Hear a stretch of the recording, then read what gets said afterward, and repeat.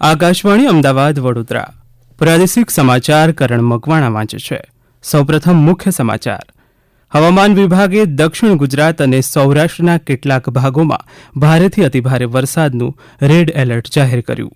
દ્વારકા અને જામનગરમાં થયેલા ભારે વરસાદને પગલે સર્જાયેલી પૂરની પરિસ્થિતિમાં એનડીઆરએફની ટીમ દ્વારા બચાવ અને રાહત કામગીરી. ચાંદીપુરા વાયરસના રાજ્યમાં 101 કેસ નોંધાયા. સૌથી વધુ 14 કેસ પંચમહાલમાં નોંધાતા આરોગ્યતંત્ર દ્વારા તકેદારીના પગલાં લેવાયા. સંસદમાં ગઈકાલે રજૂ થયેલા કેન્દ્રીય અંદાજપત્રને ઉદ્યોગકારો અને ભાજપે આવકાર્યું. કોંગ્રેસે બજેટની ટીકા કરી. ગુજરાતને હરિયાળું બનાવવાના પ્રયાસો સફળ. રાજ્યમાં વૃક્ષોની કુલ સંખ્યા 39 કરોડને પાર પહોંચી. સમાચાર વિગતવાર. હવામાન વિભાગે દક્ષિણ ગુજરાત અને સૌરાષ્ટ્રમાં ભારે વરસાદને લઈને 2 દિવસ રેડ એલર્ટ જાહેર કર્યું છે. રાજ્યના સૌરાષ્ટ્રના કેટલાક વિસ્તારોમાં ભારે વરસાદ વરસી રહ્યો છે, જેમાં દેવભૂમિ દ્વારકામાં સાંબેલાધાર વરસાદ વરસ્યો હતો, જેને કારણે રસ્તાઓ પર પાણી ફરી વળ્યા હતા અને પૂરની સ્થિતિ સર્જાઈ હતી. આવા સમયે એનડીઆરએફની ટીમ દ્વારા પૂરગ્રસ્ત વિસ્તારોમાં ફસાયેલા 23 લોકોને બચાવાયા હતા.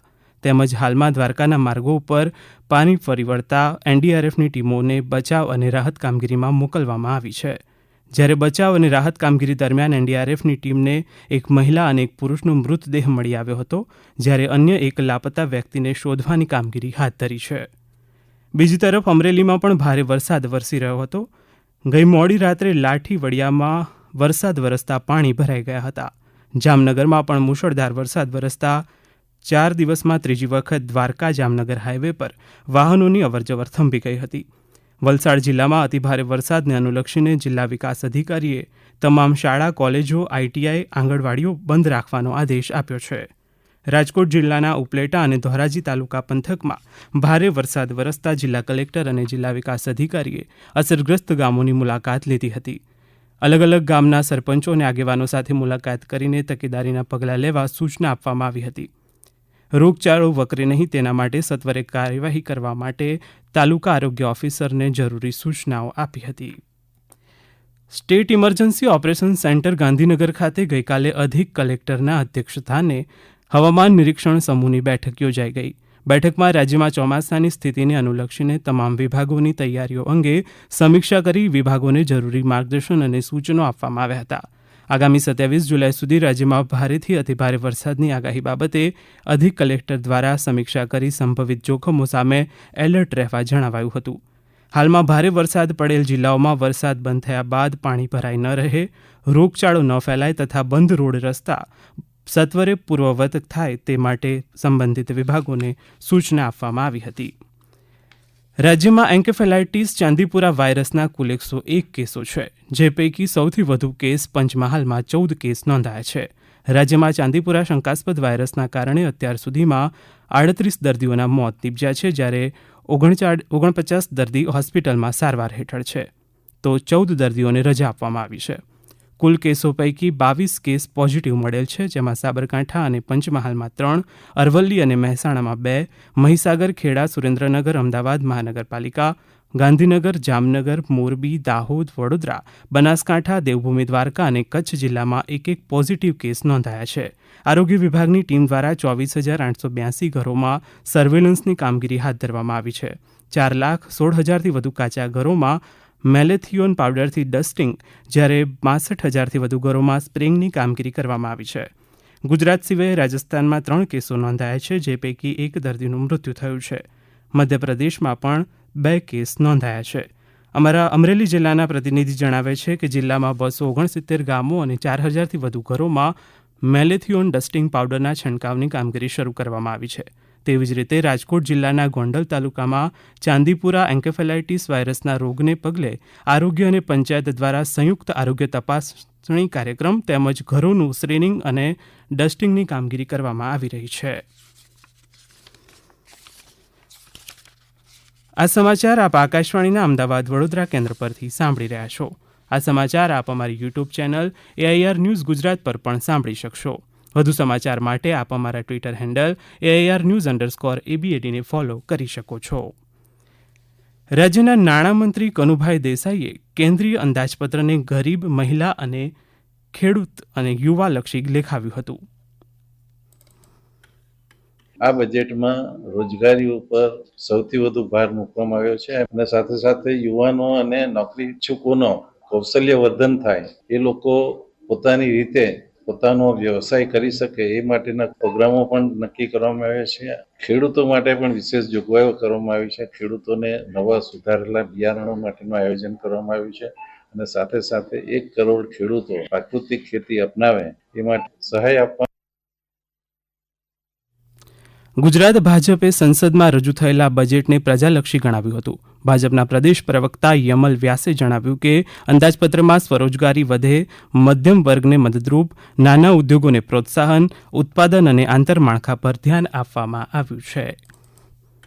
યુવાનોને કામ મળે એના માટે આ બજેટમાં એકદમ ઝીણવટપૂર્વક અને મોટા પ્રમાણના નાણાંની જોગવાઈ સાથે પ્રયત્ન કરવામાં આવ્યો છે અને આપણા અર્થતંત્રના જીડીપીના જે બ્રેકઅપ છે એને બેલેન્સ કરવા માટે કૃષિનો ઉત્પાદન વધવું પણ ખૂબ આવશ્યક છે અને કૃષિનું જે ઉત્પાદન છે એ લોકોના સ્વાસ્થ્ય સાથે કાંઈ નુકસાન ના કરે એના માટે પ્રાકૃતિક ખેતી માટે ખૂબ મોટા ઇન્સેન્ટિવ આપવામાં આવ્યા છે અને 1 કરોડ કિસાનોને પ્રાકૃતિક ખેતી તરફ વાળવા માટે બજેટમાં અનેક જોગવાઈઓ કરવામાં આવી છે. ગુજરાત વિધાનસભામાં વિપક્ષના નેતા અમિત ચાવડાએ કેન્દ્રીય બજેટ અંગે પ્રતિક્રિયા આપતા જણાવ્યું કે આ બજેટમાં સરળીકરણ ક્યાંય દેખાતું નથી તેમજ સૂક્ષ્મ, લઘુ અને મધ્યમ એકમોને પણ લાભ થાય તેવી કોઈ વાત અંદાજપત્રમાં જણાતી નથી. દેશના જે બેરોજગાર યુવાનો છે એની આશા પર, એના સ્વપ્ન પર પાણી ફેરવનારું આ બજેટ ચોક્કસ કહી શકાય. MSME માટે પણ સતત આ સરકારે ઘોર ઉપેક્ષા દાખવી છે. એની સાથે ભેદભાવપૂર્ણ વલણ રાખ્યું છે. મોટા ઉદ્યોગપતિ મિત્રોને ફાયદો કરાવે પણ MSME ને ફાયદો થાય એવી એક પણ વાત આ બજેટમાં જોવા મળી નથી. કેન્દ્રીય બજેટની વિવિધ ક્ષેત્રના ઉદ્યોગકારો પ્રશંસા કરી રહ્યા છે.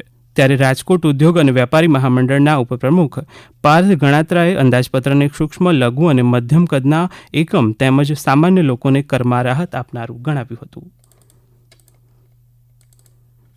ઘણા વખતથી જે MSMEs અને જે કોમન મેન હોય એમને ટેક્સ સ્લેબમાં રાહત મળી છે અને સરકારે EFOમાં 2 વર્ષ માટે નવા હાયરિંગ ઉપર જે બેનિફિટ દેવાનું નક્કી કર્યું છે તેનાથી નવા MSME જે આવશે તેને પણ ઘણો બેનિફિટ થાય એવું છે અને 100 કરોડ સુધીનું થર્ડ પાર્ટી ગેરંટીઝ જે લોન મળશે તેનાથી MSME ને બૂસ્ટઅપ મળે તેવું છે. તદુપરાંત જોઈએ તો 12 એક્સપોર્ટ હબ માટેના સેન્ટર એ લોકો ડેવલપ કરશે. એમાં અમારી આશા છે કે રાજકોટને પણ એક એમાંથી મોકો મળે કારણ કે રાજકોટ MSME નું હબ છે. રાજ્યના નાગરિકોની મુખ્યમંત્રી ભૂપેન્દ્ર પટેલ સમક્ષ રજૂઆતો અને સમસ્યાઓના ઓનલાઈન નિવારણ માટેનો રાજ્ય સ્વાગત કાર્યક્રમ આવતીકાલે યોજાશે. સામાન્ય નાગરિકો, અરજદારો આ સ્વાગત કાર્યક્રમ માટેની રજૂઆતો આવતીકાલ 25મી જુલાઈએ સવારે 8 થી 11 વાગ્યા દરમિયાન મુખ્યમંત્રી શ્રીના જનસંપર્ક એકમ સ્વર્ણિમ સંકુલ 2 ગાંધીનગર ખાતે રૂબરૂ આવીને કરી શકશે. મુખ્યમંત્રી ભૂપેન્દ્ર પટેલ આવતીકાલે બપોરે 3:30 વાગે રાજ્ય સ્વાગત કાર્યક્રમમાં ઉપસ્થિત રહેશે અને નાગરિકોની રજૂઆતો સાંભળશે. રાજકોટના લોહાનગર રેલવે ક્રોસિંગ પાસે ગોંડલ વિસ્તારમાં સંભવિત કોલેરાના શંકાસ્પદ કેસો સામે આવ્યા છે. રોગચાળો ફેલાતો અટકે તે માટે જિલ્લા મેજિસ્ટ્રેટ પ્રભવ જોશી દ્વારા એક જાહેરનામું બહાર પાડીને કેટલાક પ્રતિબંધો અને માર્ગદર્શક સૂચનાઓ આપવામાં આવી છે. લોહાનગર રેલવે ક્રોસિંગ પાસે ગોંડલ વિસ્તાર તથા આજુબાજુના 2 કિમી વિસ્તારમાં ખાણીપીણીની દુકાનો, લારી ગલ્લા સહિત ફળોના ટુકડા કરી તેનું વેચાણ કરવું તેમજ બરફ અને બરફમાંથી બનતી ખાદ્ય ચીજોના વેચાણ પર પ્રતિબંધિત હુકમ જારી કરાયો છે. આ જાહેરનામાનો અમલ 4 સપ્ટેમ્બર સુધી કરવાનું જણાવવામાં આવ્યું છે. રાજ્યના નાગરિકોની સહભાગિતાથી રાજ્યમાં વૃક્ષોની સંખ્યા કુલ 39 કરોડથી વધુ પહોંચી છે. રાજ્યમાં વન વિભાગ દ્વારા સામાજિક વનીકરણને ધ્યાને રાખીને વન વિસ્તાર બહાર યોજાયેલી વૃક્ષ ગણતરીમાં વર્ષ 2021 મુજબ કુલ 39.95 કરોડ વૃક્ષો નોંધાયા છે. એટલે કે વર્ષ 2003ની સરખામણીમાં કુલ 58.36% વૃક્ષની સંખ્યામાં નોંધપાત્ર વધારો થયો છે. રાજ્યમાં હરિત વસુંધરા યોજના હેઠળ આ વર્ષે રાજ્યના વિવિધ જિલ્લાઓમાં 200 હેક્ટર વિસ્તારમાં વન કવચ વાવેતર કરવાનું આયોજન છે. અંતમાં મુખ્ય સમાચાર. હવામાન વિભાગે દક્ષિણ ગુજરાત અને સૌરાષ્ટ્રના કેટલાક ભાગોમાં ભારેથી અતિભારે વરસાદનું રેડ એલર્ટ જાહેર કર્યું. દ્વારકા અને જામનગરમાં થયેલા ભારે વરસાદને પગલે સર્જાયેલી પૂરની સ્થિતિમાં NDRFની ટીમ દ્વારા બચાવ અને રાહત કામગીરી. ચાંદીપુરા વાયરસના રાજ્યમાં 101 કેસ નોંધાયા. સૌથી વધુ 14 કેસ પંચમહાલમાં નોંધાતા આરોગ્ય તંત્ર દ્વારા તકેદારીના પગલાં લેવાયા. આકાશવાણીના અમદાવાદ વડોદરા કેન્દ્ર પરથી પ્રાદેશિક સમાચાર પૂરા થયા.